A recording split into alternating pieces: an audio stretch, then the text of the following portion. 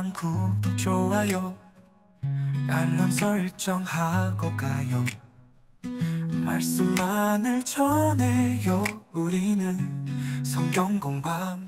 사무엘은 태어나서 이제 자라나고 있습니다.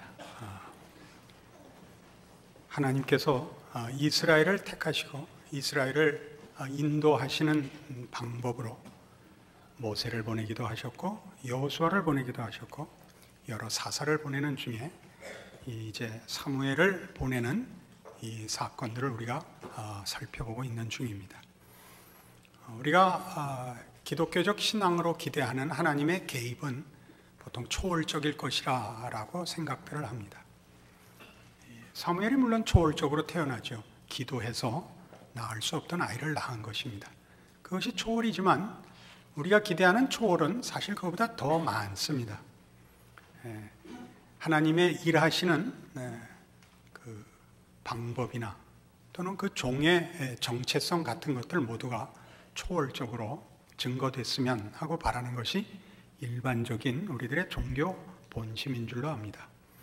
그러나 하나님은 그렇게 안 하시고 이렇게 여느 사람과 마찬가지로 이렇게 아이로 태어나서 교육을 받아 크고 그렇게 하나님의 인도하심으로 이스라엘이라는 나라에 간섭하시는 하나님의 손길이 됩니다.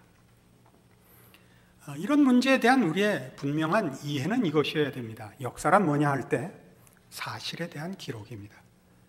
어떤 사실이냐 하면 우리 기독교인들에게 있어서 역사는 하나님께서 모든 역사에 개입하고 계시며 하나님의 뜻을 이루려고 전에도 일하셨고 지금도 일하시고 앞으로도 일하실 것이라는 사실에 대한 확인입니다. 우리의 생각은 하나님의 개입은 이런 식이어서는 좀 미흡하다 생각할 것입니다. 그러나 여기에는 초월에 대한 우리의 잘못된 이해가 있습니다. 우리는 하나님의 통치를 초월의 영역으로만 제한하고 자연이라는 것을 하나님과 무관한 영역으로 치부하곤 합니다. 하나님이 자연에 개입하실 때는 하나님이 초월로서만 개입하시는 것으로 생각하기 일쑤입니다. 그러나 사실 자연은 하나님께서 초월적인 능력으로 만드신 하나님의 통치 영역입니다. 자연 질서는 하나님이 그 창조하신 세계를 통치하시는 하나님의 통치 방법입니다.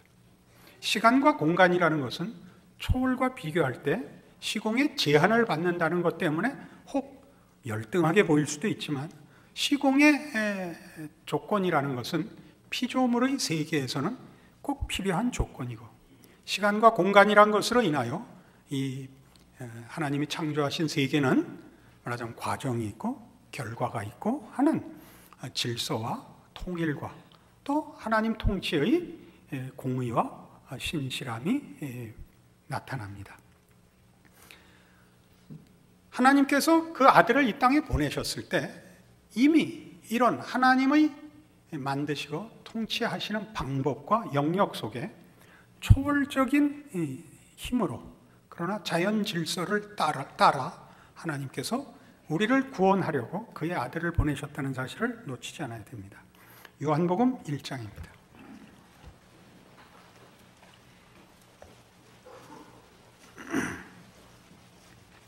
요한복음 1장 14절 말씀이 육신이 되어 우리 가운데 거하시며 우리가 그 영광을 보니 아버지의 독생자의 영광이요 은혜와 진리가 충만하더라. 하나님은 우리를 구원하러 오셨습니다. 우리 인간을 구원하러 오셨고 우리는 시간과 공간의 제약을 받는 존재입니다. 우리는 육체를 가지고 있고 우리는 또한 정신도 가지고 있습니다. 우리를 구원하기 위하여 우리의 마음을 항복시키기 위해서 하나님이 우리 가운데 오십니다. 시간과 공간의 제약을 받으시며 육체를 입으시고 우리와 동일한 조건 속에 우리가 사는 곳에 현장 속에 찾아오셔서 하나님이 우리를 사랑하시고 원하시고 구원하시려 하고 복을 주시려 한다는 사실을 우리에게 증거하시고 항복시키십니다. 이것이 예수 그리스도의 성육신입니다. 오늘 보는 14절 같이 말씀이 육신이 되어 우리 가운데 거하십니다. 그래야 우리가 그를 보고 만지고 함께 생활하여 하나님이 우리에게 어떤 분인가를 확인하도록 그렇게 성자 하나님을 보내십니다. 사무엘을 시간과 공간 속에, 역사 속에 보내시듯이 그렇게 우리 모두가 시간과 공간 속에 하나님의 보내심을 받아 오늘 이렇게 우리가 자기 자리매김을 하고 있습니다. 우리는 우리가 보다 초월적인 증거를 가져야 되고 그런 방법의 쓰임을 받아야 된다고 기대를 하기 일쑤입니다. 보다 학식이 높던가, 사회적인 신분을 얻던가, 또는 우리에게 세상 지식으로는 설명할 수 없는 어떤 초월적인 증거가 말하자면 몸에서 빛이 난다든가, 째려보면 마음이 녹는다든가, 이런 것들이 우리가 기대하는 하나님의 개입에 대한 우리의 기대입니다. 그러나 그렇게 안 하시고 예수 자신마저도, 성자 하나님 자신마저도 인간과 방불하게 오셔서 예수님 당시에 예수님이 얼마나 대단한 분인가를 따르는 무리 외에는 사실은 인정하지 않았습니다. 로마 정부도 많은 무리가 쫓으니까 위험한가 안 위험한가를 확인하고 전혀 정치적인 목적을 갖고 있지 않다는 걸 확인했고, 그가 많은 기적을 이룬다고 하지만 그 자신은 그저 평범한 사람이었기 때문에 모두가 그가 그렇게 굉장한 분인 줄, 성자 하나님께서 우리를 위하여 오신 분인 줄 아무도 몰랐습니다. 그는 당신이 누구신가를 증명하기 위해서는 초월을 동원했습니다. 가나온인 잔치에서 물로 포도주를 만든다든가 오병이어의 기적을 이루었지만 그것은 다 당신이 우리를 찾아온 하나님이라는 걸 증명하기 위해서는 썼을지언정 하나님이 맡기신 일을 사용하는 방법으로는 동원하지 않았습니다. 그는 피곤해 하셨고 굶주리셨고 목말라 하셨으며, 그리고 머리 둘 것이 없는 현실을 고단하게 사셨고, 겟세마네 동산에서 아버지와 할 만하시거든 이 잔을 내게서 비켜 주시옵소서 기도할 만큼의 우리와 방불한 조건을 감수하고 사셨습니다. 그래야 그는 십자가에서 죽으실 때도 나의 하나님 어찌하여 나를 버리시나이까 라는 우리 모든 인간이 가지는 절망과 자초한 멸망의 그 운명을 한 인간으로 감당하셨습니다. 겪으셨습니다. 그렇게 초월적인 하나님의 구원 역사를 이루셨습니다.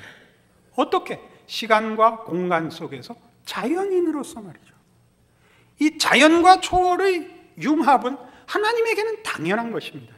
하나님은 초월자시며 이 자연을 만드신 이시요, 이 자연에 하나님의 통치를 복되게 구현하시는, 허락하시는 창조주십니다. 우리는 이 문제로 인하여 우리가 신자로 산다는 문제를 훨씬 깊이 생각해야 됩니다. 이렇게 말이죠. 요한복음 14장 6절 이하를 봅시다.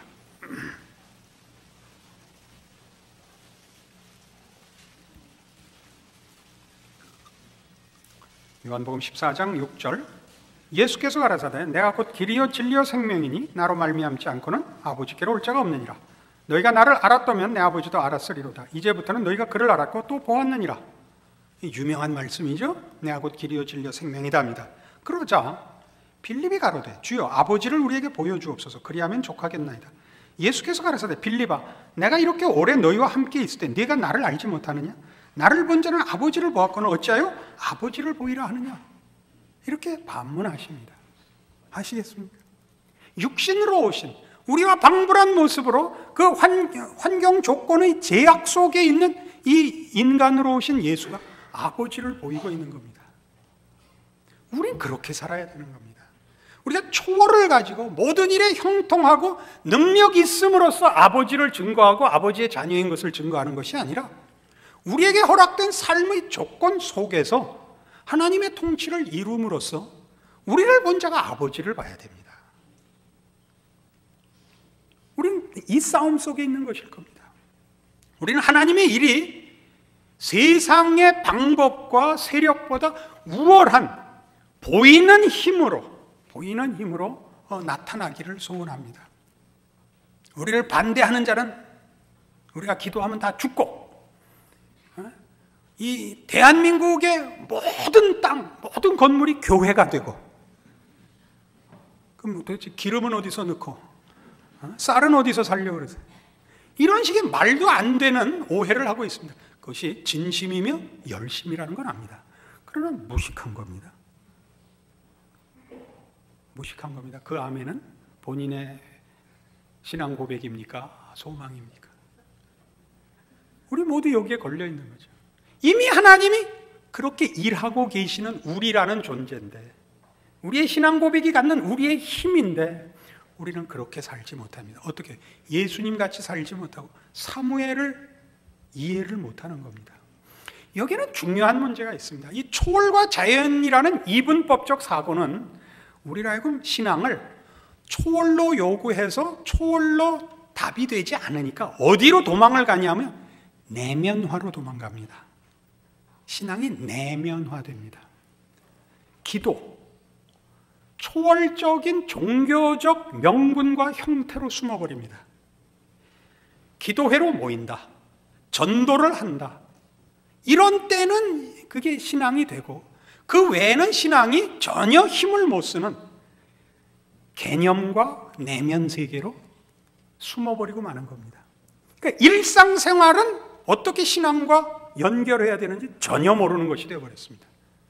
그러니까 열심을 내면 어떻게 하냐면 이런 명분과 형태 혹은 내면의 시간을 확대할 뿐입니다. 더 많은 시간을 기도하고, 더 많은 시간을 성경 보고, 더 많이 전도하고, 더 많이 모여서 기도회하고, 더 많이 성경 보고 라는 식으로 가지, 예수님께서 인간으로 이 땅에 오사 아버지의 독생자의 영광을 증거한, 나를 본 자는 하나님을 봤다라는 삶은 전혀 살지 못하게 되는 겁니다. 이것이 여러분에게 참으로 중요한 신앙의 깨우침이 되기를 바랍니다. 근데 이 문제는 사실 이거 이렇게 하나의 내면화라는 이 문제는 이렇게 초월에 대한 어떤 변명, 또 다른 도망, 회피 같은 것으로만 발생하는 것이 아니라 사실은 이것으로도 발생합니다. 또 중요한 지금 우리가 사는 현대 사회의 어떤 풍조 때문에 그렇습니다. 그 풍조는 지성에 대한 오해입니다. 세계 역사는 정신적으로 볼 때 세 가지 정신이 주도하고 있습니다. 하나는 우리 기독교 신앙을 그 뿌리로 하는 헤브라이즘이고, 또 하나는 헬레니즘이며, 또 하나는 오리엔탈리즘입니다. 그러나 이 현대에 이르기까지 세계 역사를 주도한 것은 서구이기 때문에 아마 헤브라이즘과 헬레니즘이 가장 크게 인류 역사에 영향을 미쳤을 것입니다. 중세가 끝나고 르네상스 이후에는 계몽주의로 이어지면서 헤브라이즘의 그 우월성이 거부되고 헬레니즘이 전 세계 정신 세계의 주도권을 잡고 있는 것이 지금까지의 현실입니다. 근데 헬레니즘이란 뭐냐?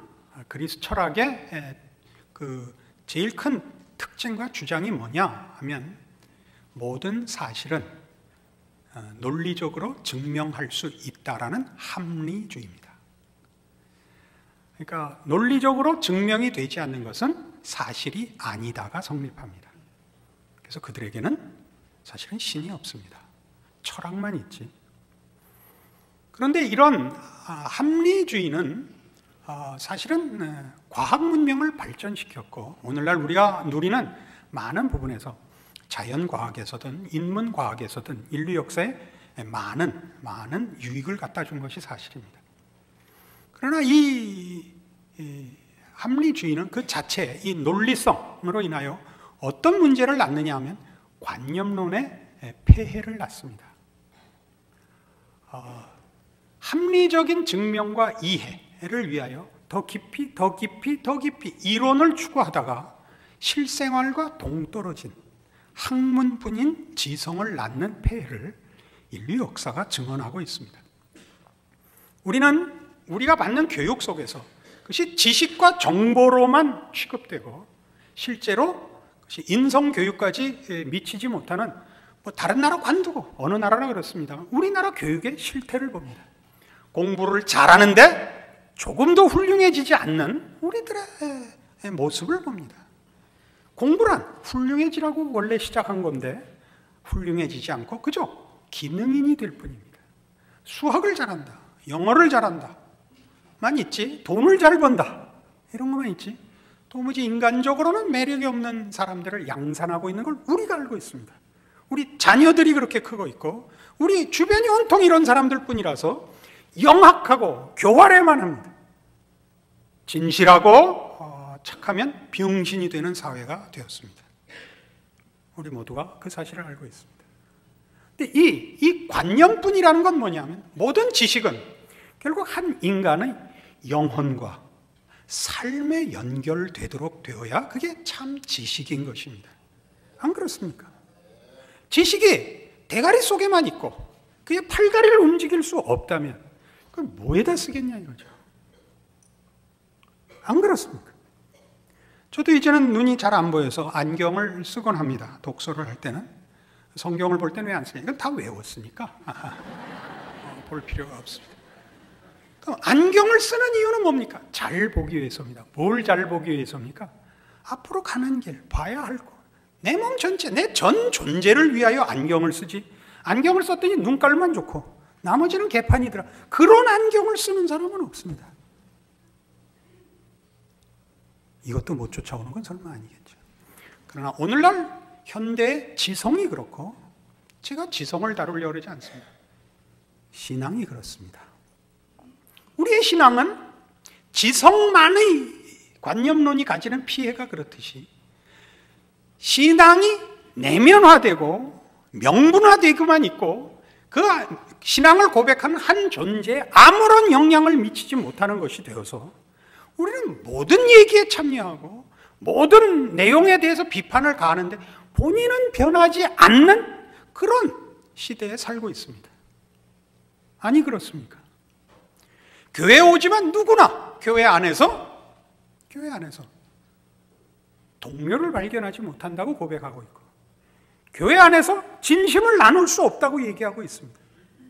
이건 다 학원같이 되어버렸습니다. 학교와 학원의 차이가 뭔지 아시죠?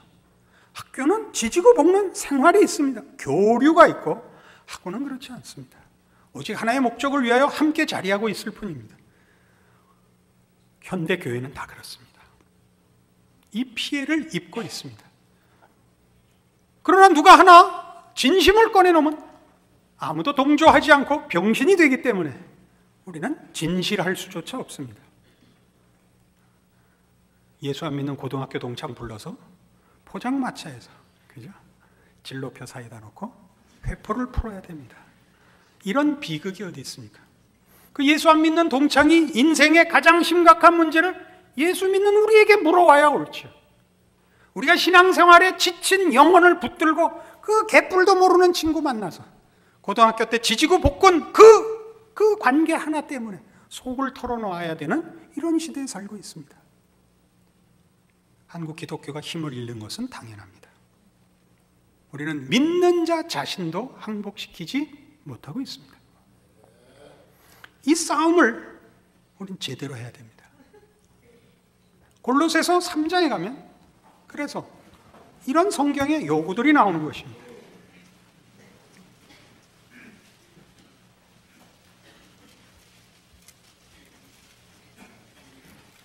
(327페이지) 신약성경 골로새 3장 12절입니다.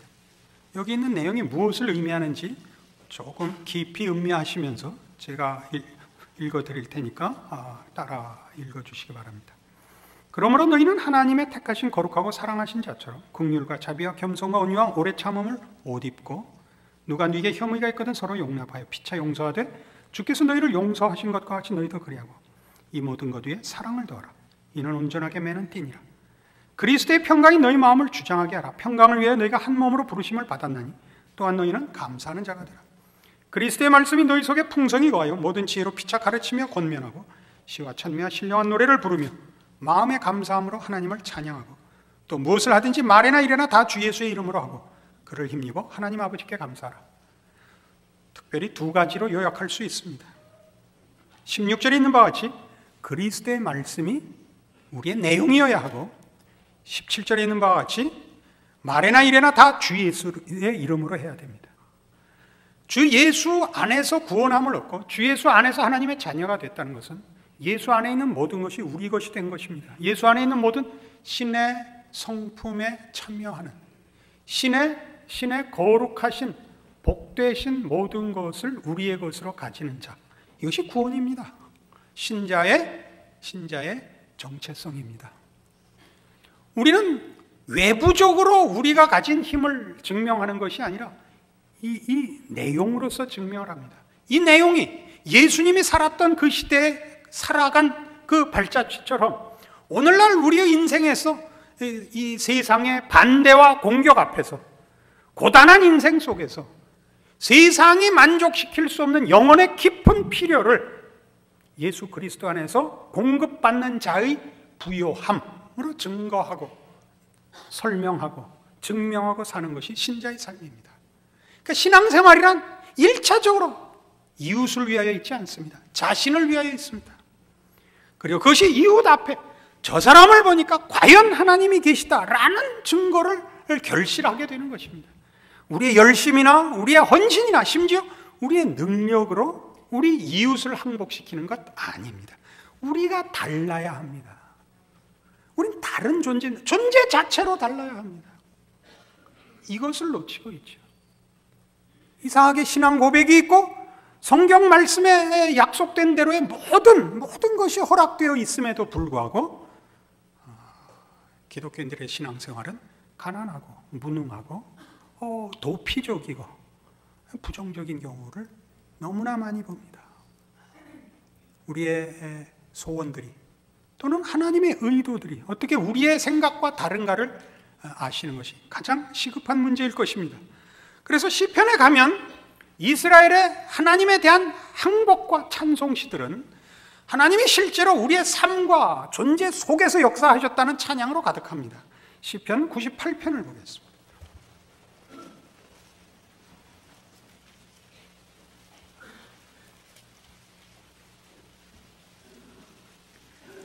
시편 98편 873페이지 구약성경입니다. 새 노래로 여호와께 찬송하라. 대저 기이한 일을 행하사 그 오른손과 거룩한 팔로 자기를 위하여 구원을 베푸셨도다. 여호와께서 그 구원을 알게 하시며 그 의를 열방의 목전에 명백히 나타내셨도다. 저가 이스라엘 집에 행하신 인자와 성실을 기억하셨으므로 땅의 모든 끝이 우리 하나님의 구원을 보았도다. 온 땅이여 여호와께 즐거이 소리할지어다. 소리를 발하여 즐거이 노래하며 찬송할지어다. 수금으로 여호와를 찬양하라. 수금과 음성으로 찬양할지어다. 나팔과 호각으로 왕 여호와 앞에 즐거이 소리할지어다. 바다와 거기 충만한 것과 세계와 그 중에 거하는 자는 다 외칠지어다. 여호와 앞에서 큰 물이 박수하며 산악이 함께 즐거이 노래할지어다. 저가 땅을 판단하려 임하실 것이미로다. 저가 의로 세계를 판단하시며 공평으로 그 백성을 판단하시리로다. 여러분, 이 시가 이런 시편의 말하자면 저자가 기록되어 있지 않는 이런 찬양시들은 다 지난번에 설명한 바와 같이 이스라엘 백성이 전 역사에 걸쳐 모든 백성들이 공감한 신앙 고백이라서 시편에 수록된 것이라 이렇게 말씀드렸습니다. 각기 다른 형편과 다른 시대와 조건 속에서 살아온 모든 이스라엘 백성들의 공감을 자아낸 것이라 말입니다. 우리는 이 기쁜 찬송이 어느 하나의 문제가 해결되어서 한 것이 아니라는데 분명하게 이해가 있어야 합니다. 우리는 이것을 지금 이 찬송의 그 크기와 감격을 이렇게 빗대어서 이해할 수 있습니다. 2002년도에 우리 월드컵에서 한국이 4강에 들었습니다. 온 나라가 난리를 부렸습니다. 빠밤 빠밤 빰. 모든 클락션이 빠밤 빠밤 빰이어야 됐습니다. 차를 타고 가는데 젊은 애들이 태극기를 들고 전부 대한민국을 외치면서 차가 갈 수가 없는데 빵빵 했더니 다 째려봤어요. 차를 뒤엎을 분위기더라고요. 기지를 발휘하여 빠방 빠방 빵 하자 쫙 길이 열렸습니다. 공감한다는 거죠. 아, 대한민국 사람이구나. 아, 애국심이 있는 사람이구나. 우리 편이구나. 길을 열어라. 이렇게 됐죠. 그럼 이 온 길에 뒷트렁크를 열고 승용차에 뒤집어 앉아서 다리를 내놓고 태극기를 흔들고 다녔으면 그 얼마나 위험한 건지 아시죠? 온 나라가 자기 차 위에 올라가 뛰어놀았습니다. 그 기쁨을, 이 시들은 그 기쁨의 극한인 것입니다.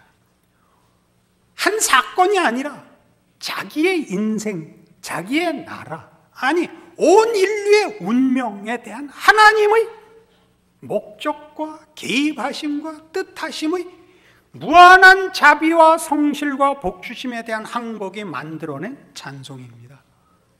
죽어서 얻은 찬송이 아닙니다. 살아서 확인한 찬송들입니다.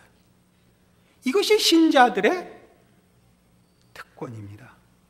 오늘 우리는 우리의 가장 큰 하나님을 아는, 구원함을 받은 하나님의 자녀라는 이름으로 사는 신자의 특권들을 놓치고 있습니다. 그래서는 안 됩니다. 하나님 저 멀리 계실 뿐만 아니라 우리 가까이 계십니다. 함께하고 계십니다. 예수님의 오심을 임마누엘이라 칭했습니다. 하나님이 우리와 함께 하신답니다. 그러기 위하여 오셨습니다. 우리 모든 생애와 모든 삶의 한가운데 나와 함께 하십니다. 그런데 왜 이렇게 고달프냐고요? 예수님께 물어보십시오. 당신은 왜 이렇게 고달프게 사셨냐고. 그럼 예수님이 웃을 겁니다. 너 때문이다 임마. 그렇게 합니다. 사랑은 주는 것입니다. 주는 사랑이 진짜 사랑입니다. 여러분 모두에게 이 하나님의 자녀된 큰 감사와 항복과 충성이 있으시기를 바랍니다. 기도하십시다. 하나님 아버지 은혜를 감사합니다. 하나님이 우리 하나님이시고 우리 아버지시고 우리를 찾아오셨고 지금 함께 하신다는 사실을 다시 한번 확인합니다. 우리의 존재와 우리의 인생의 귀한 것도 확인합니다. 나의 존재는 아버지를 모신 것이요 내 인생은 아버지께서 인도하시는 귀한 인생입니다. 우리로 인하여 이 세상과 역사가 하나님의 뜻대로 움직일 것입니다. 우리로 인하여 하나님은 나를 찾아오신 그 사랑으로 세상과 이웃을 찾아가실 것입니다. 우리가 가진 능력을 제대로 알아 세상의 것으로 싸우지 말고 하나님의 자녀인 우리의 자리를 지키는 믿음의 싸움을 하고 승리하는 우리들 되게 하여 주시옵소서. 예수님 이름으로 기도합니다. 아멘. 성경 공방 구독 좋아요 알람 설정하고 가요. 말씀만을 전해요. 우리는 성경 공방